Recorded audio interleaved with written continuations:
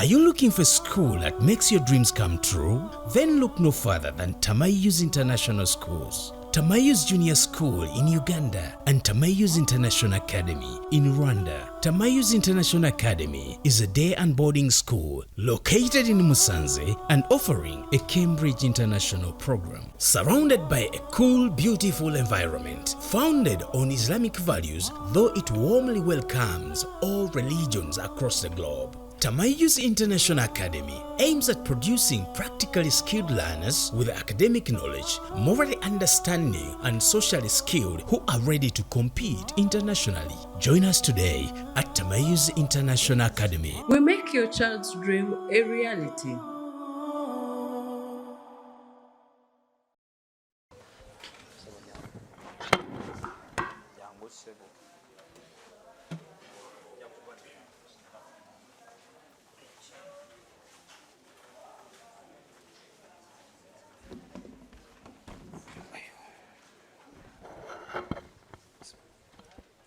السلام عليكم ورحمة الله وبركاته. السلام عليكم ورحمة الله وبركاته. إن الحمد لله نحمده ونستعينه ونستغفره ونعوذ بالله من شرور أنفسنا ومن سيئات أعمالنا من يهده الله فلا مضل له ومن يضلل فلا هادي له. أشهد أن لا إله إلا الله وحده لا شريك له وأشهد أن محمدا عبده ورسوله. فعباد الله بتقوى الله أوصني وأنفسكم جميعا مستعينا بقوله سبحانه وتعالى يا أيها الذين آمنوا اتقوا الله حق تقاته ولا تموتن إلا وأنتم مسلمون. أما بعد amatenda amajjuvu agataliimu kubuusabuusa, agataliimu bukendeevu bwonna, agataliiko kuba bifaananyi ku matenda ago, ku bitenda ebyo byawa kitiibwa Allahu subhanahu wa ta'ala. Oyo Allahu subhanahu wa ta'ala ng'ensonga lwaki tumutendereza teri emu, teziri bbiri, teziri ssatu, wabula kathir, songa nyingi nnyo lwaki tulina okutendereza Allahu subhanahu wa ta'ala. Awalan, Allah subhanahu wa ta'ala awjadana wa ansha'na, yatutandikawo wekitibwa Allah subhanahu wa ta'ala. Manil ilah ghayra Allah subhanahu wa ta'ala, ani katonda atali Allah subhanahu wa ta'ala. Teri ayina busobozi ku bulamu bwa muntu okujjako Allah subhanahu wa ta'ala. Wakadhalika yambaghi likulli muslim, kigwana eri buli musiraamu yenna ayaqul alhamdulillah, okugamba ng'ekigambo alhamdulillah. Bw'oba ofunye ekintu ekirungi taqulu alhamdulillah, qul alhamdulillah, gamba nti amatendo ga wakitiibwa Allah subhanahu wa ta'ala. Lihadhihi ni'ma, olw'eyo ensonga ekintu ekirungi ky'oba ofunye. Ate oba ofunye ekintu nga tekikusanyusa, embeera gy'olimu okunyigiriza, qul alhamdulillah, era gamba nti amatendo ga Allah subhanahu wa ta'ala. Walhamdulillahi ala kulli hal, amatenda amajjuvu ga wakitiibwa Allah subhanahu wa ta'ala ku mbeera zonna. Then Allah subhanahu wa ta'ala yatusuubiza, sigamba nti ebizibu omwanadamu byagenda okufuna yekkanye Allah subhanahu wa ta'ala ti lwaki nze ampadde kino, lwaki nze ankoze bw'ati, lwaki nze afunye accident, lwaki nze asemba, lwaki nze sikulembera ku bannange. Beerawo ng'okimanyi. Lwaki points zenfuna size njagala, size nkolerera. Beerawo ng'okimanyi nti inna Allah subhanahu wa ta'ala, nabbi yatugamba nti inna Allah ta'ala, mazima Allah subhanahu wa ta'ala wabayina gwayagadde, idha ahabba Allahu abedah, wabayina omuddu we gwayagadde, abtalahu, Allah amugezesa. Ebyo biba bigezo Allah subhanahu wa ta'ala byaba akuleetedde mu bulamu bwo. Wakadhalika yaqulu Allahu azza wa jalla, Allah yatugamba mu Qur'an surati Bakara, yagamba nti walanabluwannakum bishay'in min alkhawfi walju'i wa naqsin min alamwal walanfusi wathamarat wabashiri sabirin. Yatusuubiza ow'ekitiibwa jalla jalaaluhu nti agenda tugezesa mu mbeera min alkhawf, mwanadamu abeerewo ng'alina byatya, ntidde obuggo bwa leero, abeerewo ng'alina byatya, tidde okungoba ku ssomero, abeerewo ng'alina byatya nti ntidde okubeera mu mbeera embi min alkhawfi waljuu n'enjala omwanadamu oluusi okukuluma akayala kakulumemukko kewu obeere mu mbeera bweti ekunyiganyigamukko wanakusu min alamwali walanfus wathamarat Allah subhanahu wa ta'ala yayongerako walanfus ate alina n'emyoyo gyagenda okutujjamu alina ab'eŋŋanda bagenda okutujjamu kyono abadde muganda wo mutowo mukulu wo taatawo amugjewo mwanadamu anakuwale olwokubanga Allah subhanahu wa ta'ala amugjeeko omuntu we wanakusu min alamwal walanfus bannange kufe nani atafiirwangako buli mwanadamu akakasa nti nze nyina omuntu wange gundi yafa muntu wange gundi yafa naye Allah subhanahu wa ta'ala yagamba wanakusu min alamwali walanfusi wathamarat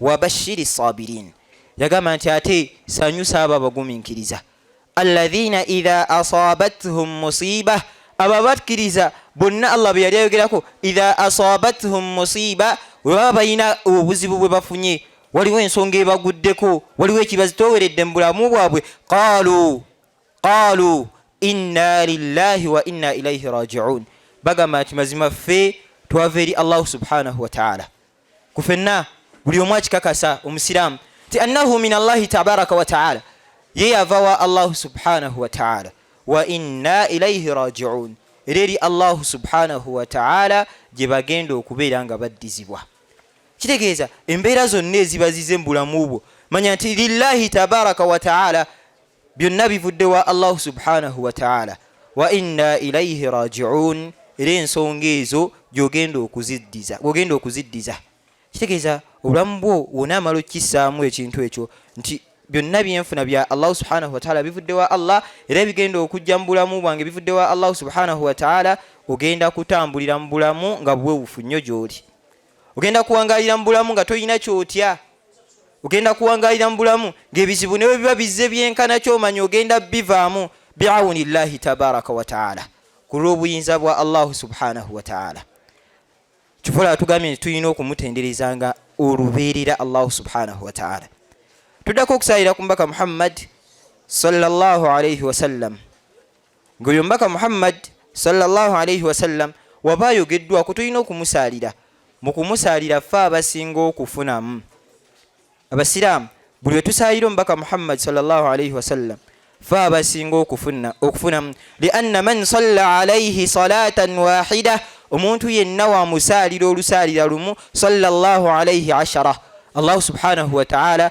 amusalira ensalira 10 wusalira nabbi olusalira lumu ya Allah subhanahu wa ta'ala akusasulamu ensalira 10 nga zidda gy'oli wakadhalika naqulu nusalli ala nabi Muhammad sallallahu alayhi wa sallam olubeerera kuma obulamu bwongo omusalirako si kulinda kutegeka mikolo tibategeseyo omukolo bwe guti ngene nsaliremu omubaka Muhammad sallallahu alayhi wa sallam la ekiriwo ekisinga obukulu omwana Adamu kubeera nga wonna wooli tusalli ala nabi sallallahu alayhi wa sallam omusalirako obulamu bwe yayitamu si bulamu bwangu si bwakaweweevu ng'abasinga tubutambuliramu obwaffe buli omu amanyi obulamu bwatambuliramu naye otunuulira obwa nabbi Muhammad sallallahu alayhi wa sallam si bwakaweweevu abasinga tukulidde mu bulamu bwakaweweevu kusomero motoka ze zikutwala oyingira mu kisulo pocket money gwe bakwasa wabataweze mitwala 3 togenda ku ssomero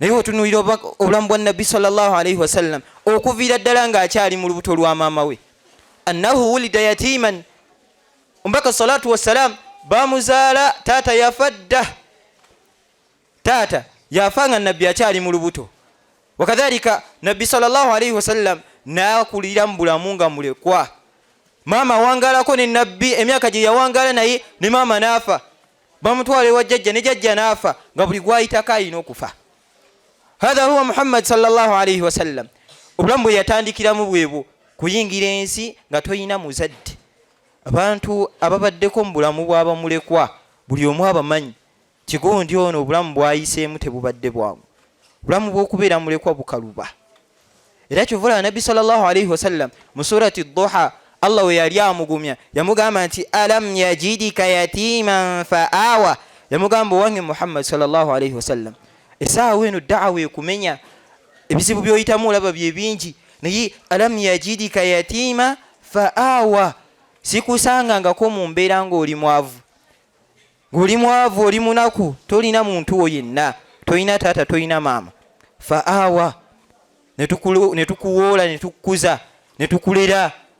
Wawajadaka dallan fahada, ne tukusanga nga wabula tolina busiraamu, fahada, Allah subhanahu wa ta'ala namuwa obulungamu. Wawajadaka ailan fa aghna, namugamba nti twakusanga oli musajja mwavu munaku nga tolina kyoyina, tolina ssente, tolina byabugagga, fa aghna, Allah subhanahu wa ta'ala nakugaggawaza. Kati wange muganda wange mpuliriza, wotunuulira obulamu obwo oyina embeera gy'otayitangamukko. Tobeeranga kaawo ng'oli mwavu akyayina abazadde nti muzadde wo waali, tobeeranga kaawo ng'onoonya n'ebibiri ebyokulya nga tobiina, tobeeranga kaawo ng'onoonya n'engoye ez'okwambala nga toyina, zonna ziddugala. Allah subhanahu wa ta'ala nakugaggawaza, nakwambaza. Ye Allah subhanahu wa ta'ala gw'olina okutendereza. Oluvannyuma n'osayira ku mbaka Muhammad sallallahu alayhi wa sallam. Tetugenda kuwanvuwayo nnyo eyo kubanga si kyekyo kwejjukanya kyaffe ekikulu ekyaleero, naye tulina ensonga eyaffe gye tugenda okutambulirako olwaleero, ensonga eyankwasiddwa gye nnyina okubeera nga tutambulirako. Kyenzirako okubeera nga nnyongerako, nkuutidde omwoyo gwange n'ejammu okubeera nga tutya Allahu subhanahu wa ta'ala, okubeera nga tugondera Allahu subhanahu wa ta'ala. Abasinga kye tuyita okutya Allahu subhanahu wa ta'ala, kubanga bwe bagamba nti omuzadde omwagala nnyo omugondera, kitegeeza otya okukola ebyo by'atayagala n'okola ebyo by'ayagala. Tukulembeza aya ya Allah subhanahu wa ta'ala gye twesembesezza ne tugamba nti ya ayyuhalladhina amanu ttaqullah. Allah subhanahu wa ta'ala we yali atukowoola yagamba abange mmwe abakkiriza, ittaqullah, mubeerenga mutya Allah subhanahu wa ta'ala, mubeerenga mugondera Allah subhanahu wa ta'ala haqqa tuqatihi, mu butuufu bw'okubeera nga omwana Adamu aba mugonvu eri Allah subhanahu wa ta'ala, nga huwa a'lamu bi anna Allah subhanahu wa ta'ala hayyun la yamut. Omwana Adamu akakasa nti Allah subhanahu wa ta'ala mulamu olubeerera, tagenda kuvaawo era Allah subhanahu wa ta'ala amulaba. Haqqa tuqatihi, tubeere nga tutya Allah subhanahu wa ta'ala mu butuufu bw'okubeera nga tumutya.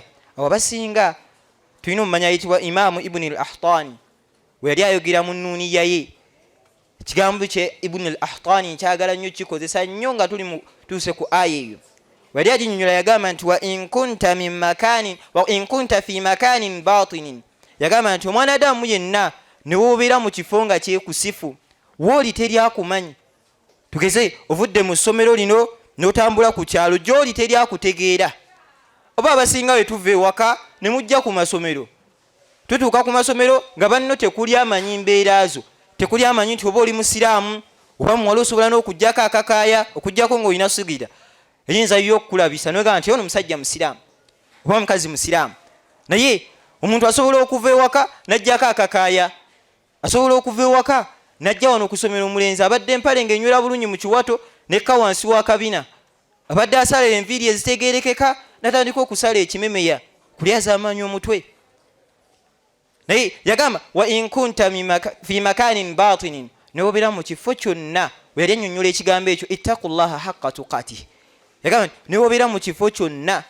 Wannafsu daa'iyatun ila tughyan, ekifo ky'olimu kyekusifu, teryakumanyi, oba wooli wonna teryakumanyi, tebategeera mbeera zo. Wannafsu daa'iyatun ila tughyan, ng'omwoyo gwo gukkoola kukola bintu Allah by'atayagala. Kubanga annafsu daiman gwo gukoola omwana Adamu kukola bintu bikyamu. Yusuf alayhi salatu wassalamu yali yeyogerako yagamba nti wama ubarri'u nafsi inna nafsa la ammaratun bisu illa ma rahima rabbi, yagamba nti ye nga ye teyeezakka kwesitula. Surati Yusuf, kwesitula mu bantu nti ye Yusufu wa kitalo nnyo, tagambwako alina imaani nkumu. Jjukira omukyala oli eyagezaako okubeera nga amukozesa ensobi. Yusuf alayhi salatu wassalam lamma ghallaqat al-abwab, omukyala oli we yaggala enzigi zonna, enzigi ezisoba mu 5, ng'ayagala Yusuf alayhi salatu wassalam abeeko ensobi z'akola, nga mugamba ekigambo kimu nti nze owaaye nze nateredde dda. Yusufu jangu obeeko nekyokola.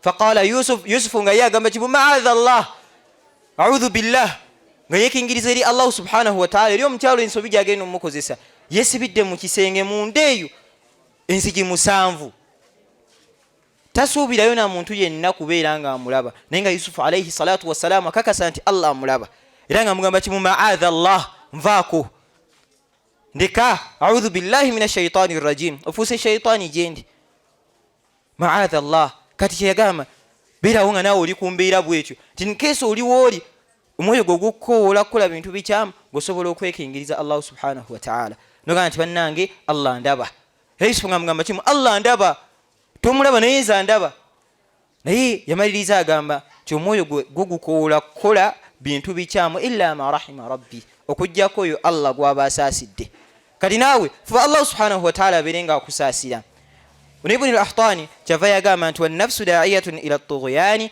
fastahi min nadhari al-ilahi yagamba nti kwatibwa ensonyi wulira wano yagamba nti kwatibwa ensonyi min nadhari al-ilahi kuliso lya Allah subhanahu wa ta'ala kwatibwa ensonyi kuliso lya Allah subhanahu wa ta'ala mu mbeera zonna z'ogenda okukola waqul lahu inna alladhi khalaqa as-samawati yarani omwoyo gubeere ng'ogugamba ebigambo ebyo ti mazima oyo Allah subhanahu wa ta'ala eyatonda eggulu n'ensi eno kwendi oyo Allah subhanahu wa ta'ala akyawaniridde omutima gwange oyo Allah subhanahu wa ta'ala akyayina obuyinza kunze yarani andaba mwanadamu anaafuna ekigambo ng'ekyo mu bulamu bwe ng'akakasa nti Allah subhanahu wa ta'ala amulaba hadha huwa haqiqatu taqwa hadha hiya haqiqatu taqwa ekyo kye bayita taqwa ekituufu nga wonna wooli okakasa kimu nti Allah akulaba toyina nsobi gy'ogenda kukola ng'olina omutima ogugamba nti inna Allah subhanahu wa ta'ala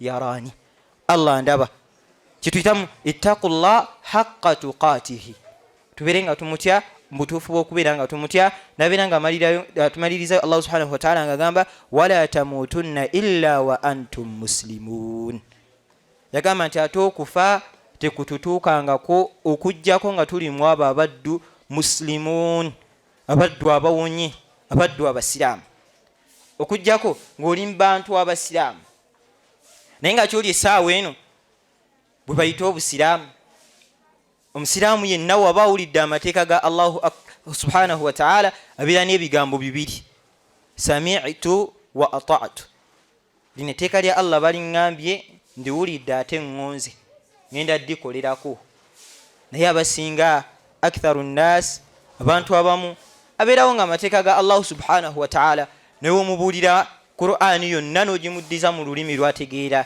newe omutuuza wansi n'omubuulira kimu ku kimu gagamba sami'tu wa asaitu mpulidde naye ebimu ŋŋaanye naye nga kye bayita wala tamutunna illa wa antum muslimun okufa tekukutuukangako muganda wange okujjako ng'olimu abo abaddu abagondedde amateeka ga wakitiibwa Allahu subhanahu wa ta'ala falmawdu'na alyawm kyetugenda okubeera nga tutambulirako ffe nze nga nze kyengenda okubeera nga mbayisaamuko ab'ekitiibwa tugenda kutunuulira ku hadithi ya Abdullah ibn Abbas radiyallahu anhu hadithi ya sahaba wa nabi ayitibwa Abdullah ibn Abbas bombi baali ba sahaba ba nabi Abdullah ibn Abbas ne taata we Abbas era baalina oluganda ku nabiyuna Muhammad sallallahu alayhi wa sallam Abdullah ibn Abbas yabeera nga agamba nti an Abdullah ibn Abbas radiyallahu anhuma qala Rasulullah sallallahu alayhi wa sallam lirajulin wa huwa ya'idhuhu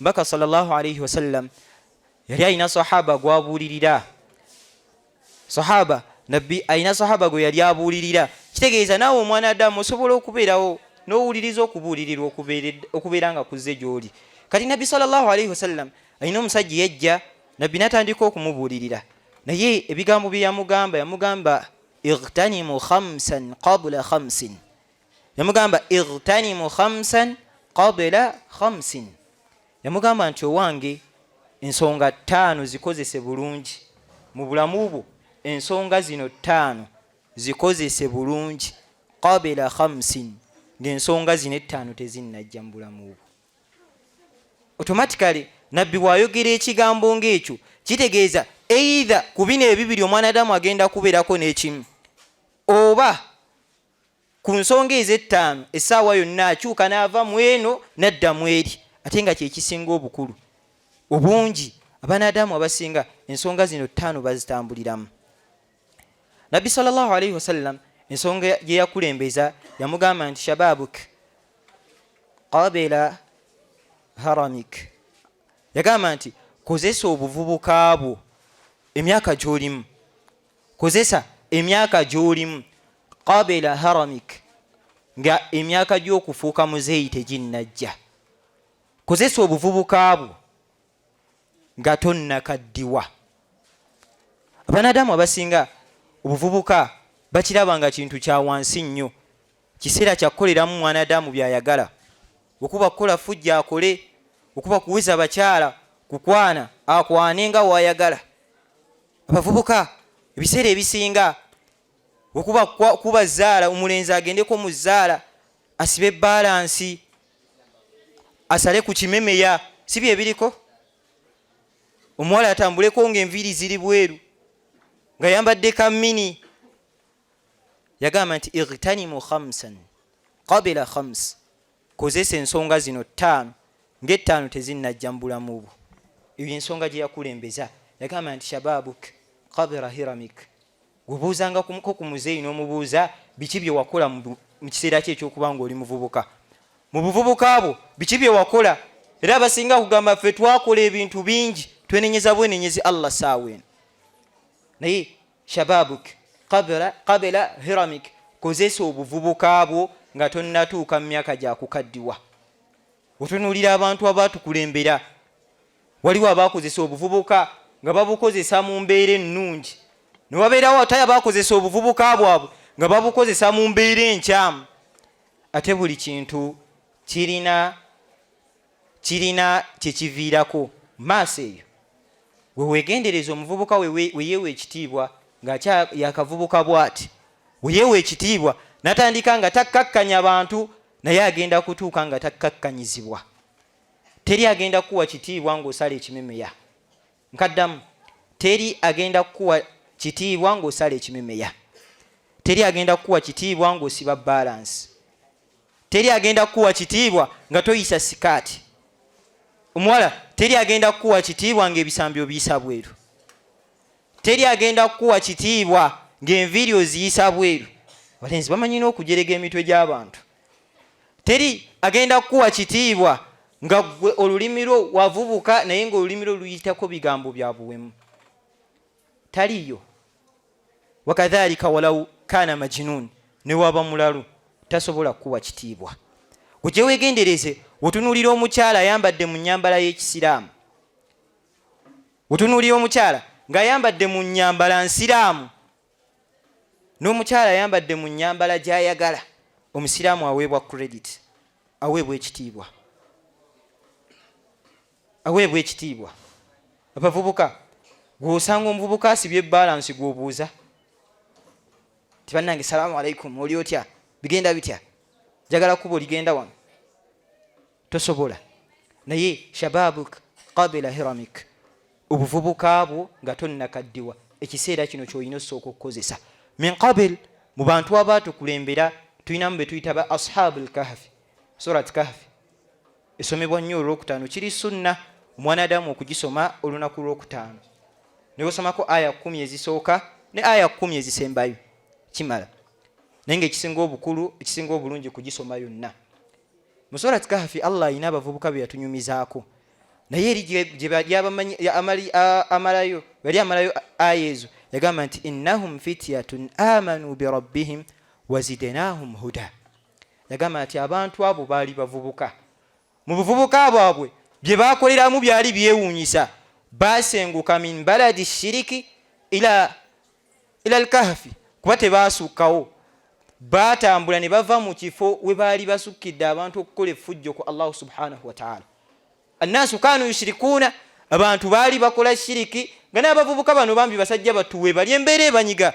Ng'omukkiriza wonna w'obeera, omusiraamu yenna w'abeera, watunuulira embeera ng'ekosa obusiraamu eriwo, ekimuluma. Omusiraamu gwagaaniddwa okusaala, omusiraamu tosobola na kufunayo olukuŋŋaana nga luno, mubeeko bye mwejjukanya ku ddiini yammwe, kiba kimulumiriza ng'omusiraamu.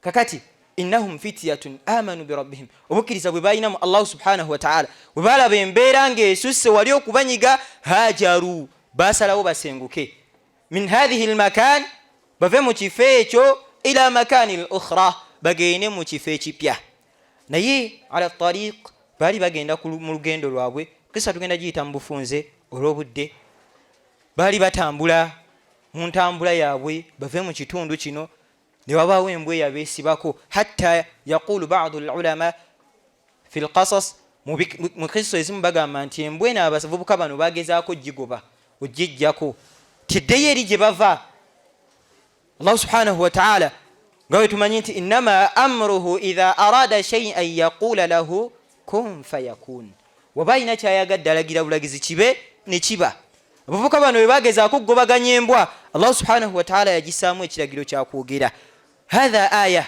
ekisooka ako kabonero kitulaga nti Allah subhanahu wa ta'ala alina obusobozi okukola kyonna kyayagadde ate waba alina eddiini ekyayagala wayagala ogisa asobola okututeerawo ekkubo lyonna embwa eno yamaliriza ebagamba ate mwagala kundekayo eri mubali abashiriku aboononefu ne bagyesonyiwa ne batambula n'embwa hatta okutuusa we baatuuka fadakhalu fil kahfi ne bayingira mu nju mu kahfi mu mpuku the cave ne bayingira ne babeerayo Allah subhanahu wa ta'ala n'abeebasa emyaka 309 nga bali eyo beebase si bafu balamu nga beebase hadha min ayati llahi subhanahu wa ta'ala hadhihi min ayati llah obubumu ku bubonero Allah bwatulaga nti Allah subhanahu wa ta'ala waali naye bagenda okukola ebyo nga bavubuka bakola ensonga eyo nga bavubuka nga nawe wooli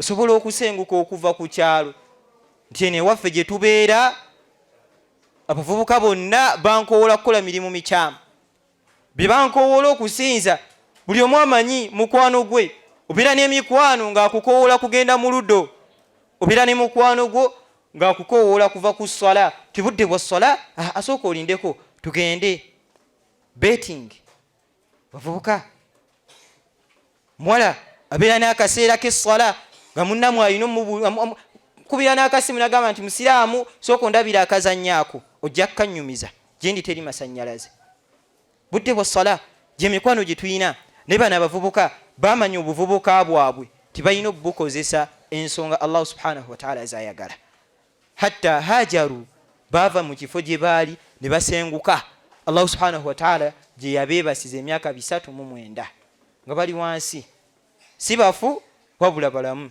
hadha huwa Allah azza wa jalla uyi Allah subhanahu wa ta'ala naye bagendo kikola ekyo nga bakyali myaka gya kivubuka innahum fityatun amanu bi rabbihim wabakkiriza Allah subhanahu wa ta'ala zidenahum huda Allah subhanahu wa ta'ala yabongera obulungamu yabatuusa ku ddaala omwanadamu wabeera ng'agamba Allah subhanahu wa ta'ala iyyaka na'budu wa iyyaka nasta'in ti Allah gwe gwe nsinza era gwe gwe neesigamira nga bakiraga nti Allah gwe tusinza gwe twesigamira tetufuddeeyo tumazeewo emyaka emeka hadha huwa Allahu al-azizu al-hakim oye Allah subhanahu wa ta'ala ow'ekitiibwa eyo ensonga esooka shababuk buvubukaabu qabila hiramik nga tonnakaddiwa bwesaawa eno obuvubukaabu obukoleddemu ki wetunulamu buli omu amanyi byakola balil insani ala nafsihi basira buli mwanadamu amanyi kikyali tosobola kulimba muntu nti gwoli kino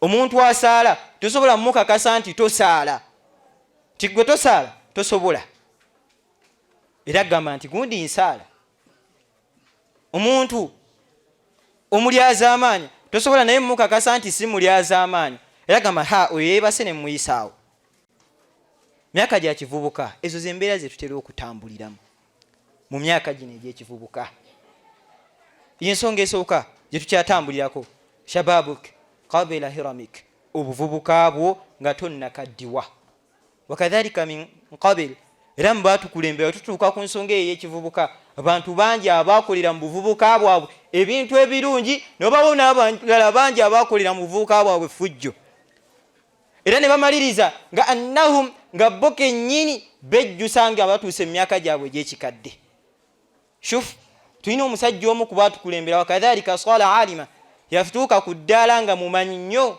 naye nga yamaliriza yeeterezezza ismuhu Malik bun Dinar musajja ayitibwa Malik bun Dinar mututunuulira mu bitabo bya Imamu Hasan al-Basri nga twogedde ku bayizi ba Hasan al-Basri abakulu tulinamu Malik bun Dinar omuvubuka oyo omusajja mukulu oyo Malik bun Dinar Malik bun Dinar yawm min ayyam ata ma'a muallimihi yajja n'omuwalimu we fajalasa min makani muallimihi n'atuula mu kifo ky'omuwalimu we nga wano eno tutudde wano ne wabaawo omuyizi ajja n'atuula mu kifo kino gamanyi nti omusomesa we yalina okutuulawo kati Malik bun Dinar ono we yatuula mu kifo ky'omuwalimu we fajalasa Hasan al-Basri Hasan al-Basri ye n'atuula wali wansi omuyizi ono we yanditudde n'abagamba nti tugenda kusoma naye agenda otusomesa agenda kubeera leero Malik bun Dinar Malik bun Dinar yaba atusomesa olwaleero naye Malik bun Dinar qassa lahum qissatihi yanyumiza abavubuka bano biki ebyakulembera mu bulamu bwe yababuuza mumwani atammanyi faqalu lahu annaka alim zahidun abid bamugamba gwe tukumanyi gwe Malik bun Dinar omanyi oyina irimu nnyingi namugamba n'ekirala nti oli zahid wata dunya abid oli musinza mubasinza ba Allah subhanahu wa ta'ala Malik bun Dinar naye nga Malik bun Dinar ye kennyini yeemanyi nga bwe mbagambye nti bali linsani ala nafsihi basira buli muntu yeemanyi qala lahum Malik bun Dinar Malik yabagamba nti min qabl kuntu fajir fasiq sariq sakir uzi ebitendo byeyewa tekuli kitendo kiwewufu yabagamba nti nze at first nali musajja nga ndi mwononefu wa lulango nga toyina zambi lyogenda kuleeta mu maaso gange nga toyina zambi lyogenda kuleeta mu maaso gange nga pya muvubuka akyali mu myaka gye kivubuka awo yakavubuka abagamba nga tewali zambi lyogenda kumenya nga sirikolangako nga buba mubbi butambuze nga yabukolako dda kubeerawo nga acyanga zaala nga yabikolakola dde ebyo buzannyo nabagamba nti okuba kunywa omwenge ze nali munywi ng'anywa omwenge naye nga bwe ate bamulabira mu kifaananyi kyakubeera alimun musajja mumanyi zahid yata duniya akola ebyo Allah subhanahu wa ta'ala byayagala abid okuba kusinza Allah asinza Allah subhanahu wa ta'ala olusinza nabagamba nti bamala okubabuulira ebyo nabagamba nti bal yawm min ayyam olunaku lumu min nnaku kuntu fi suuqi yali mu kaseera yali mu katale we yali mu katale nga era ekimututteyo yali mukuumi wa katale ekyo kye tubadde tubuuse yali mukuumi wa katale naye nga akatale kakuuma abalimu bonna ababba nga mukuumi naye nga muki mubbi byakuuma byabba Malik bun Dinar naku lumu yagenda okulaba waliwo ghasib yajja n'anyakula emmaali y'omu ku bamuzeeyi abaali bazze okusuubula mu katale muzeeyi yali azze eggulira ku mwana we bwakulya ne wabaawo omusajja yajja n'abunyakula n'agenda nabo naye Malik bun Dinar ke yali omukuumi wa katale n'akwata omusajja ono n'amugamba ddiza muzeeyi oyo haqqi ye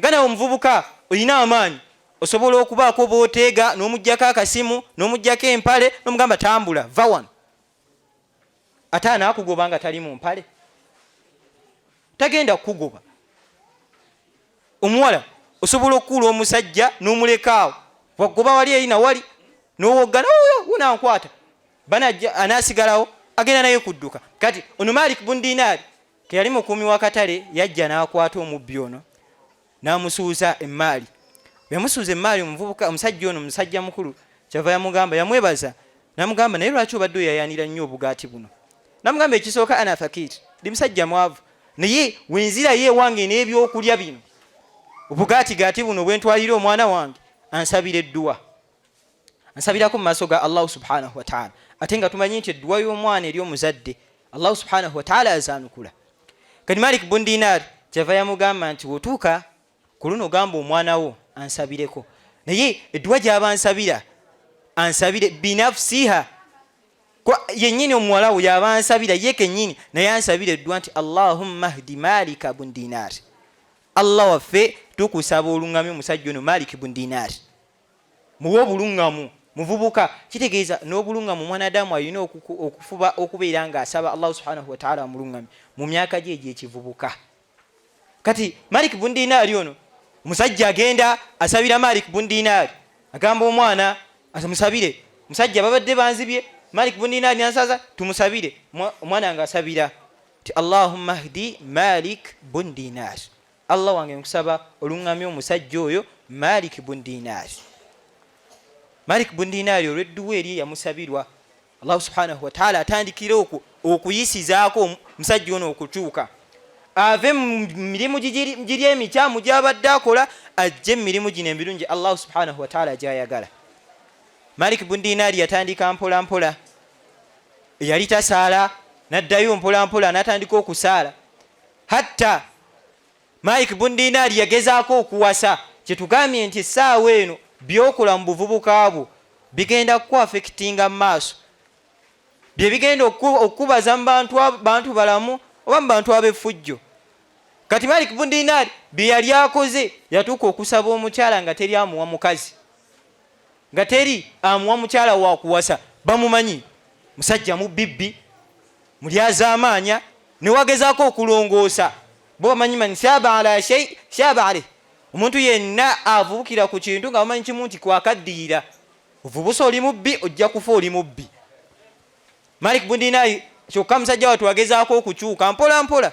Malik bun Dinar yatuuka bonna baganya omuwa omukyala, n'agenda mu katale n'agula omuddu omuzaana. Lamma ishtaraha, weyamala omugula n'amufuula mukazi we, n'amuta n'amufuula mukyala we, n'amuzaalamu omwana akaana kaali kaana ka buwala, tubite musamale. Mwana we yali omwana w'obuwala, mwana n'abeerawo ne taata we Malik bun Dinar, nga Malik bun Dinar obubbi yabuvaako, emirimu emibi yagivaako, n'asigazaayo omulimu gumu gwa kunywa mwenge. Omulimu gumu gwa kunywa mwenge. Ng'omuvubuka wasobola okubeerawo nga yasigaza omulimu gw'omubi ogw'okunywa sigala, ng'agira n'akabbirira enjaga, agira n'agibbirira amayirungi, agira n'abirya. Naye Malik bun Dinar amala okwetereeza mpola mpola, n'asigala ng'anywa omwenge guno. Naye omwana we n'atandika nga agusindika ebbali, agugjawo omwana ono. Omwana we yaweza emyaka 5, Allah subhanahu wa ta'ala yakwata omwoyo gwo, omwana oyo n'amugjawo. Malik bun Dinar mwana we yamala okuvaawo, jukira yawangala myaka gye gy'ekivubuka nga musajja effujja akolera ddala. Mwana we Allah subhanahu wa ta'ala amala omujjulula. Malik bun Dinar yagula mwenge, kasaba aziika omwana, kana awwalu yawm fi shahri Ramadan, lwe lwali olunaku olukulembera mu mwezi ogwa Ramadan mu kisiibo. Allah omwana amutwalidde mu kisiibo ku lunaku olusooka. Malik bun Dinar yakamba dhahaba washtara al-khamra, yagenda n'agula omwenge, yagenda n'agula omwenge, n'atandika okunywa omwenge, n'anywa omwenge, n'atuuka n'agugwamu n'agwebakamu, yenna n'abeera mu kitaba ky'omwenge. Malik bun Dinar naye gwe twogerako essaawa eno, wetutuunula mu bitabo, y'omu ku basajja abaanakala ku Imaamu Hasan al-Basri, kubasoma ku musajja ayitibwa Hasan al-Basri. Mu riwayati ezimu zigamba nti Imaamu Hasan al-Basri yakulirako ne mu nnyumba kuzimu ku nnyumba z'omubaka sallallahu alaihi wasallam, naye nga nabbi yafadda. Kati omusajja oyo Malik bun Dinar bwe yeeyongerayo n'okubeera ng'anywedde atamidde, fanaama, yeebaka. Allah subhanahu wa ta'ala n'amugezesa n'ekirooto ng'aliko omusota omunene ogumugoba. Kisa si mpya eyo matu g'abantu abamu, ng'aliko omusota omunene ogumugoba, naye nga gye gumugoba gumuzza. Asanga omusajja gw'asanga musajja muzeeyi, talina maanyi gamutaasa, talina maanyi gakuba musota guno kukutaasa musajja ono. Malik bun Dinar, Malik bun Dinar yadduka, jukira aliko n'ettamiiro. Allah yamuleetera mu hai'a gye yalimu kennyini, embeera gye yalimu yakubeera nti otamidde, omusota gumugoba. Famarra birraghulu shaykh, yasanga omusajja oyo muzeeyi. Fa ashara lahu aljihatu al-ukhra, namugamba nti kati dduka gukujja eno, kati kwata eno. nadduka. Weyadduka marra binnaari, weyatuuka eri mumaaso gye yalaga ate nga waliyo omuliro. Athubaanu min waraihi wannaaru min amaamihi, omusota gumuli mabega ate omuliro gumuli mu maaso. Allahu subhanahu wa ta'ala namulaga muzeeyo era namulaga sayidi endala. Malik bun Dinaari nadduka ku sayidi eyo, atuukayo Allahu subhanahu wa ta'ala namuddiza ekifaananyi kya muwala we fi manamihi. Malik bun Dinaari anyumiza abantu bano basahaba, anyumiza abayizi bano, bayizi banne, bayizi ba Imam Hasan al-Basri, abagamba nti we natuuka mu maaso Allah nansisinkanya muwala wange kyava yannyonnyola ebintu byendimu essaawa eno. Yamugamba nti bino ebikugoba, guno omusota gulaba gukugirako emabega, hiya a'maluka al-khabitha as-sayyi'ah wa ma'asiyatuk, obwo byebyo ebikugoba gy'emirimu gyo emibi, emikyafu, emibi, ebyonoono byo. Ate namugamba nti washaykh, ate oyo omusajja mukulu gw'obadde osanga muzeeyi, hiya a'maluka alhasanat, egyo gy'emirimu gyo emirungi gy'oyina. Kitegeeza emirimu gy'oyina essaawa eno minafu nnyo okukutaasa ku musota guno gukugoba. Emirimu gye yali ayina nga mitini nnyo okusinziira ku mazambi ge yali ayina, ebyonoono bye yali ayina. Imaamu Malik bun Dinaar min qabil, yakavubuka, akyali myaka gye gyakivubuka, akyejolonga, naye namugamba nti ate wannaar, ate guli omuliro wedda gwolaba, wedda gwosanga mu maaso, hiya maw'iduk, bwe buddiro bwo, daruk, ye nnyumba gy'ogenda okuyingizibwa singa Allahu subhanahu wa ta'ala akujjulula ng'oli mu kaseera kano. Jukira kaana essaawa eyo yali Malik bun Dinaari atamidde, amugamba singa Allah akujjulula essaawa eno ogenda kuyingizibwa mu muliro ogwo. Hatha huwa Malik bun Dinaari. Naye tugambye saara imaman, yakyuka natuuka ku ssa erituuka omuwalimu wa umma. Malik bun Dinaari bwetunuulira ebiseera ebintu ebyo byonna, Allah subhanahu wa ta'ala nawana omwana ono okubeera nga yamusomera aya, namugamba nti alam ya'ani lilladhina amanu an takhsha'a qulubuhum lidhikrillah. Alam ya'ani lilladhina amanu an takhsha'a qulubuhum lidhikrillah. Bannange akaseera tekannatuuka eri omuvubuka yenna okubeera nga yeetereeza nava mu kukola effujjo nadda ku busiraamu. Akaseera tekannatuuka eri omuvubuka okuva ku kusala ekimemeya. Akaseera tekannatuuka eri omuvubuka yenna ali wano okuva ku kusiba balansi. Akaseera ko tekannatuuka okwesonyiwa emmaali y'abantu. Akaseera tekannatuuka baganda bange abawala omwana Adamu okubeerawo nga tayita bukunya. Tekannatuuka. Alam ya'ni lilladhina amanu an takhsha'a qulubuhum lidhikrillah. Akaseera tekannatuuka eri omwana Adamu yenna okubeera nga yeetereeza omutima gwe gudde eri okutya Allah subhanahu wa ta'ala. Malik bun Dinaari Allah subhanahu wa ta'ala amuyisa mu mbeera eyo, naye nga Allah subhanahu wa ta'ala ayina kyamwagalamu.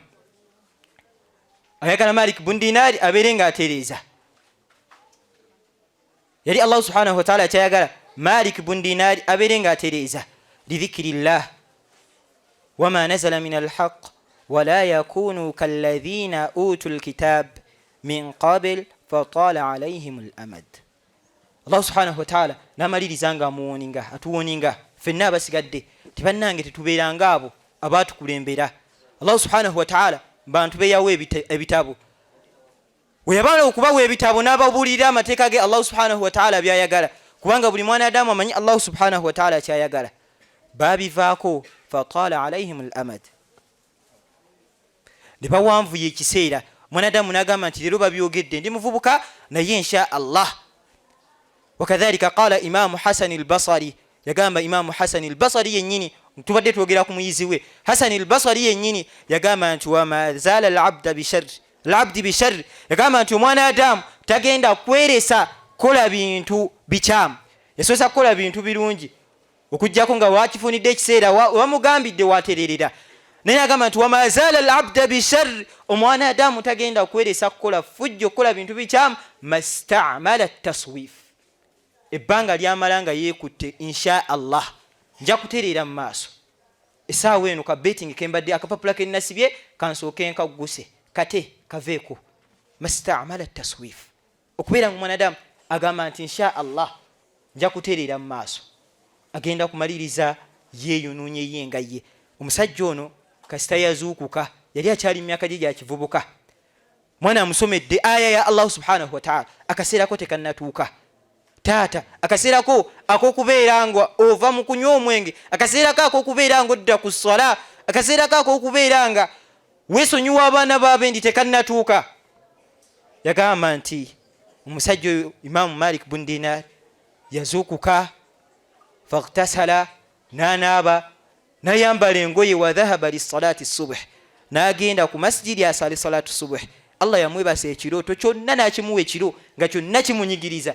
Makya akeera ogenda okusaala salatu subh, famarra bi Imam Hasan al-Basri, nasanga Imaamu Hasan al-Basri mu ssala nga kenyina Imaamu Hasan al-Basri zezimu ku aya zasoma, alam ya'ni lilladhina amanu an takhsha'a qulubuhum li dhikrillah.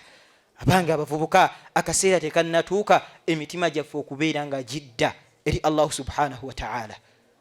Akaseera tekannatuuka kubeera nga buli omu yeetereeza, abadde tasaala atandika okusaala, abadde tasiba ku nnaku za sunna atandika okuzisiiba, ababanjibwa Ramadan okubeera nga tugiriwa, ababadde bayisa mu bantu amaaso akaseera tekannatuuka okubeera nga twetereeza.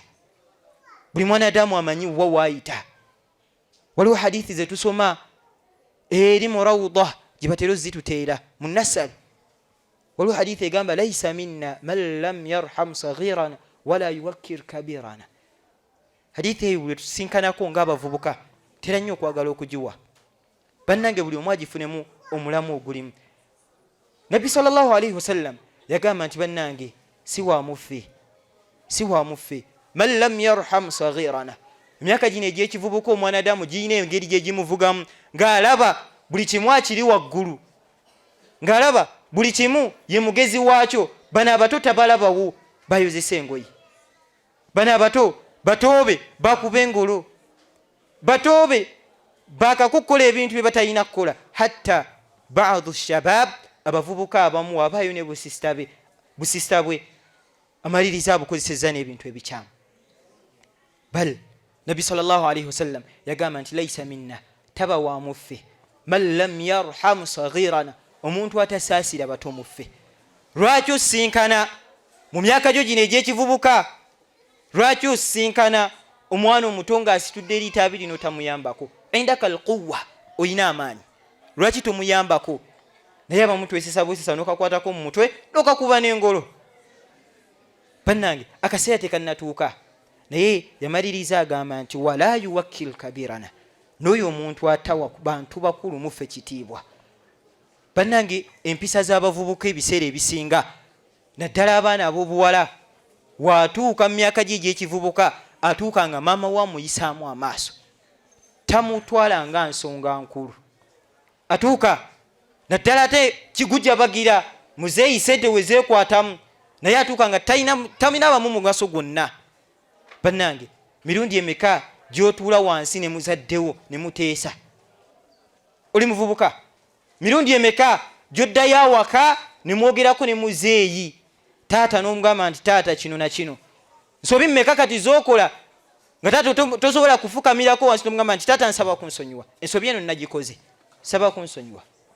Bannange alam ya'ni lilladhina amanu an takhsha'a qulubuhum li dhikrillah. Akaseera abavubuka tekannatuuka kubeera nga twenenyeza Allah subhanahu wa ta'ala, emitima gyaffe gibeere nga giddaabulula, tubeere nga tukola ensonga Allah subhanahu wa ta'ala zayagala, n'okweziyizaako ebyo byonna Allah subhanahu wa ta'ala byatugaana. Tugambye nti Ibn Abbas ensonga gye yakulembeza mu nsonga nabbi ze yabeera nga alaamira umma, kubanga nabbi tulina kaida egamba nti al-ibrata fi umumi lafz la bi khususi sabab. Mbaka waba agambye ekintu kino ba Allah subhanahu wa ta'ala tekikoma ku muntu oyo gwennyini nafsu shay, tigundi agambye ono gwe kikomyeko kibuna umma namba. Kakati eyo yensonga esooka gitwogeddeko yokka kumpi. Yagamba nti shababuk qabla hiramik, obuvubuka bwo nga tonnatuuka mu myaka gya kukaddiwa. obuvubuka bukozese mu mirimu Allahu subhanahu wa ta'ala gyayagala. Wekuba kusaala beera ng'osaala, wekuba kusiiba siiba. Nga tumaliriza tugenda kusembayo hadithi eno, baka Muhammad sallallahu alayhi wasallam mimu ku byayogera yabeera ng'agamba nti, hadithi ya Abi Hurayra yagamba nti, sab'atu yudhilluhum Allahu fi dhillihi yawman la dhilla illa dhilluh. Abakyala tukendeze ku maloboozi gaffe. Yagamba nti abantu ba miteeko 7 Allah agenda kubakwata abasse mu kisiikirize kye ku lunaku watagenda kubeerawo kisiikirize kyonna okuggyako ekisiikirize kya Allah subhanahu wa ta'ala. Yawmul qiyamah Allah agenda kukwata abantu ba miteeko 7 abasse mu kisiikirize kye nga tewali kisiikirize kyonna. Bo mwanadamu agenda kuzuukizibwa ng'ali bwereere, tali mu ngatto, gumusana gukuyitamu okuva waggulu paka wansi. Allah subhanahu wa ta'ala agenda kukwatayo abantu emiteeko 7 gyagise mu kisiikirize kye ku lunaku olwo. Naye yagamba nti washab, yagamba nti n'omuvubuka yenna nasha'a eyavubuka nakula fi ibadatillah, ng'awangalira ku kusinza Allah subhanahu wa ta'ala. Kyonna kyokola kikolenga naye onoonyamu kusiimisa Allah subhanahu wa ta'ala, kibayita okusinza Allah subhanahu wa ta'ala. Saba ekitiibwa abooluganda, tugenda kubeera nga tukoma ku nsonga eyo gye tukulembeza. Allah subhanahu wa ta'ala atusaasidde ng'era abasingawo tuli bavubuka. Musajja oli gwe twogeddeko, Malik bun Dinar, we yatandikira ng'akyalina muvubuka kasita yamanya nti effujjo lyakoze Allah abadde amulaba era Allah asobola omumukwata n'amussa mu muliro, yamaliriza yeeterezezza. Wakadhalika sala imama, yamaliriza afuuse imaamu munene mu ba aimma b'Obusiraamu. Obusiraamu buno bwe tulimu, yamaliriza atandise n'okuwandiika ebitabo ng'ateredde ku ddiini ya Allahu subhanahu wa ta'ala. Saba Allah subhanahu wa ta'ala agonze emitima gyaffe, agiseemu okubeera nga tukola okumusiimisa, agiseemu okubeera nga tetuyinaayo mazambi gonna ge tukola, atuseemu okubeera nga tusoma ku Qur'an myaka gyaffe gino egy'ekivubuka, atuseemu okubeera nga twagala eddiini ye mu myaka gyaffe gino egy'ekivubuka. Oba oliawo wetunaatuukira mu myaka gyaffe egy'ekikadde nga Allah subhanahu wa ta'ala atusiimye. Nas'alu Allah subhanahu wa ta'ala an yanfa'ana bima sami'na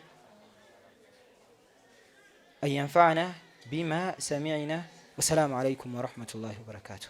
Alaikum assalam wa rahmatullahi wa barakatuh. Bannaye tugenda kusaala akadde enkube tuteteganyizaamu Bilali agenda kwaziina tusaale. Sheikh atandike. Are you looking for a school that makes your dreams come true? Then look no further than Tamayus International Schools. Tamayus Junior School in Uganda and Tamayus International Academy in Rwanda. Tamayus International Academy is a day and boarding school located in Musanze and offering a Cambridge International program. Surrounded by a cool, beautiful environment, founded on Islamic values, though it warmly welcomes all religions across the globe. Tamayus International Academy aims at producing practically skilled learners with academic knowledge, morally understanding, and socially skilled who are ready to compete internationally. Join us today at Tamayus International Academy. We make your child's dream a reality.